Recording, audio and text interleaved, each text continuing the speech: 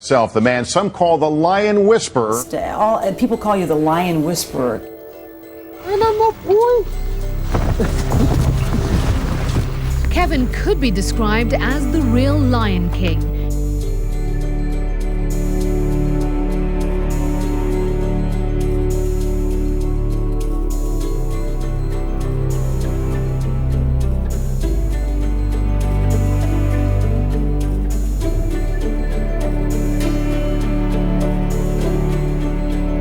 There's no claim to fame. There never has been.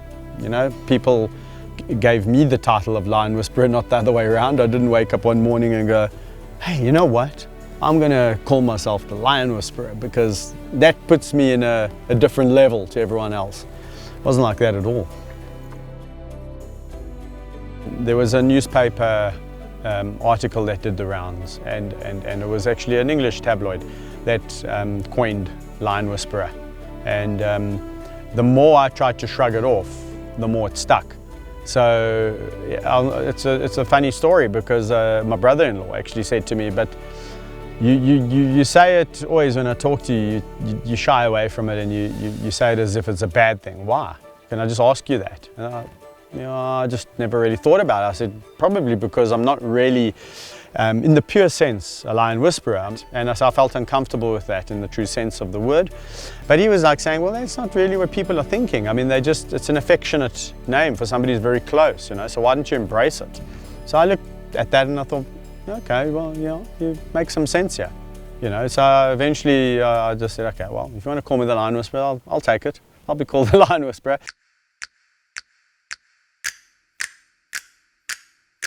You know, my relationships with the lions back in the day, certainly in my formative years working there at that park, was it was kind of you know, eyebrow raising.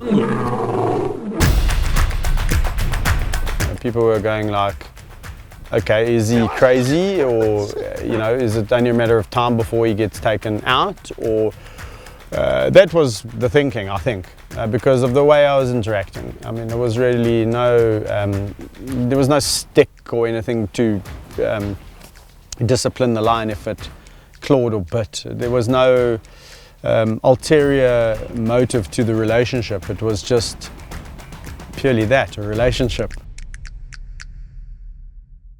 Over the few years that went by, people were starting to go, well, maybe there's something in this.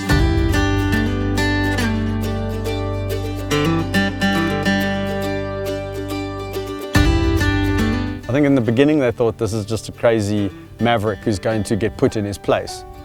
And the more I did it and the more animals I developed relationships with, the more people were starting to go, well, maybe there's something in this.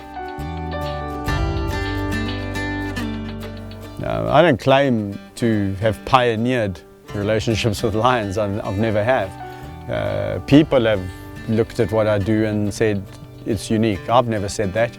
I think it's normal. The way I interact with the lions is normal to me because it's the way I've interacted with everything in my life. You know, the guy who I met was instrumental in developing or helping me with my career because he provided the opportunities and the mechanisms. Unfortunately, it didn't work out for various reasons because over the years my thinking evolved. It evolved in such a way where I you know, wasn't wanting a situation where I was forming bonds and relationships with animals that were landing up in an industry that I actually just disagreed with. So it's kind of like being involved in something that you condemn.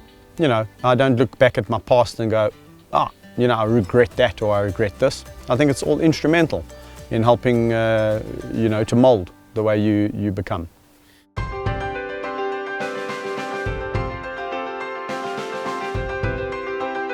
And unfortunately, when I was doing this, there was no internet like we know it today. You know, it wasn't a question of Google lion cub petting or you know, canned hunting or all these you know, phrases that we hear. For me, it was just relying on what people said and pioneering and kind of going along as I felt was right morally. I think that's the compass that you need to set. And yeah, I mean, I still say to people, come on guys, it's not, you know, I've got relationships with lions. Can I form relationships with other lions? Sure, there's a whole combination of factors. I love my girl, Isabel. I have a whack of lions in captivity.